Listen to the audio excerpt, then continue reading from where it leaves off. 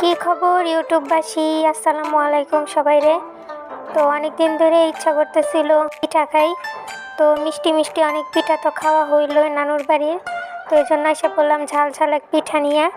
তো এইদিকে দেখতে পারতেছেন 4টা চেপা শুটকি, ছোট সাইজের পুঁটি মাছের শুটকি যেটা, আর আছে অনেকগুলা কাঁচামরিচ। তো আম্মু আজকে বানাবে আমাদের ময়মনসিংহের বিখ্যাত বিখ্যাত বিখ্যাত চেপার পিঠা এবং হাতরুটি পিঠা। তো এই হাতরুটি পিঠাটা আর চেপার পিঠাটা যেটা দিয়ে মানে প্রধান উপকরণ বানাইতে হয় সেটা হচ্ছে চালের গুঁড়ি। চালের গুঁড়ি এটা দিতেই হবে বাধ্যতামূলক।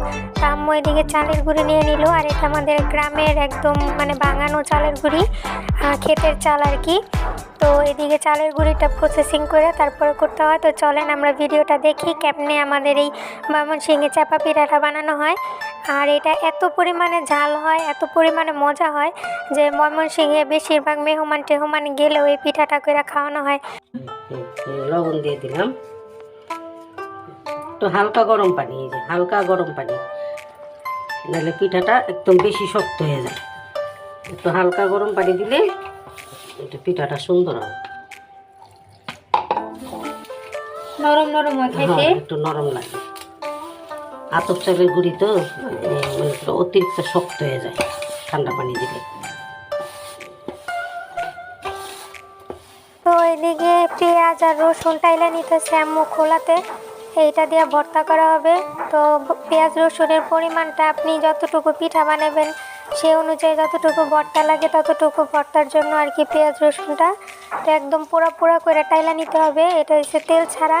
তো তেল দিলে কিন্তু এখানে হইব না, কারণ এই রেসিপিটা ময়মনসিংহে যে ভর্তাটা করে এইটাই যে এভাবে পোড়া পোড়া করে তেল ছাড়া খোলাতে টাইলা নেয়। এবং এইখানে মরিচগুলো আম্মু টাইলা নিতেছে, এটাও তেল ছাড়া। শুটকিটার মধ্যে কড়াইয়ের মধ্যে লাগিয়ে যাবো, এই জন্য আমি একটা পাতা দিয়ে দিছি, এটা কপি পাতা, পাতা কপির পাতা। এটা পরে ভাজা হইলে ফেলাই দেব, ভিতর শুটকিটা নিয়ে পাতাটা ফেলাই দেব। তো এই কারণে একটা পাতার মধ্যে আপনারা লাউ পাতা, কুমড়া পাতা, যে কোনো পাতার মধ্যে পেঁচায়, তারপরে বা ডাঁটা শাকের পাতা, বড় পাতা, যে কোনো শাকের মধ্যে পেঁচায় এটার এভাবে বাইচা নিতে পারেন। তো হয়ে গেছে শুটকি, মরিচ আর পেঁয়াজ রসুন টালা।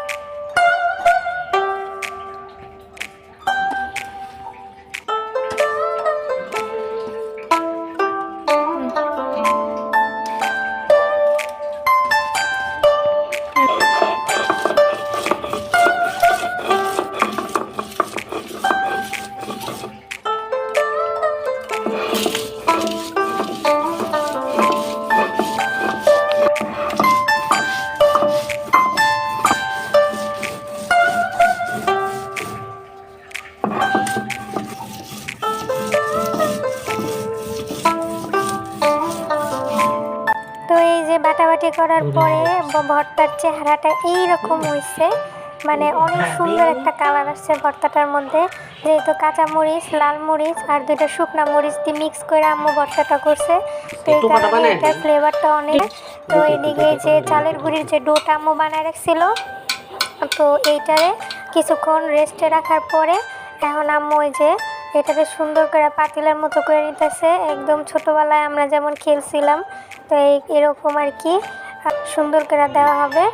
তো এই পাতিলাটা সুন্দর করে আম্মু দিয়া তারপরে এখানে ভর্তা দিতেছে। এখানে ভর্তা দেওয়ার ক্ষেত্রে আপনারা চামচ যদি ব্যবহার করতে নাও চান হাতও ব্যবহার করতে পারেন, কিন্তু হাত ব্যবহার করলে আর কি যেহেতু অনেকক্ষণ পিঠা বানাইতে হয় তো হাতের মধ্যে লাগে থাকলে হাত কিন্তু মারাত্মক জ্বলে, কারণ এদিকে মরিচের ভর্তা, কারণ কি পরিমাণ মরিচ দেওয়া হয় এটার মধ্যে দেখতে পাচ্ছেন। তো প্রচণ্ড পরিমাণ হাত জ্বলার সম্ভাবনা থাকে। এরপরে মুখটা বন্ধ করে এরকম 2 হাতের তালুতে থাপড়াইতে থাপড়াইতে থাপড়াইতে থাপড়াইতে তারপরে ভর্তাটা করতে হয়। কিন্তু থাপড়াইতে থাপড়াইতে আপনারা একটা জিনিস খেয়াল রাখবেন, এটার ব্যালেন্স যেন না বিগড়ায়, কারণ এইভাবে থাপড়াইতে থাপড়াইতে কিন্তু একদিক দিয়ে দেখবেন পাতলা হয়ে গেছে, আরেক দিক দিয়ে মোটা থেকে গেছে। তো এটা সম্পূর্ণ হাতের উপরে নির্ভর করে আপনার। যে এটা কি পরিমাণে আপনি এভাবে করবেন, মানে সব দিক দিয়ে যাতে সুন্দর করে থাপড়ানোটা ঠিক হয়। মানে জীবনে প্রথম একটা পিঠা আপনি বানাবেন যেটার আপনি মন মতো থাপড়াইতে পারবেন আর কি। তো যাই হোক, এই চাপা পিঠার বিশেষত্ব এটাই, এটা হাতে থাপড়াইতে থাপড়াইতে করা হয়। আর এই কারণে এটার হাত রুটিও বলে অনেকে, কিন্তু হাত রুটি এইটা না, হাত রুটি যেটা সেটা আমি আপনাদেরকে বলবো আর একটু।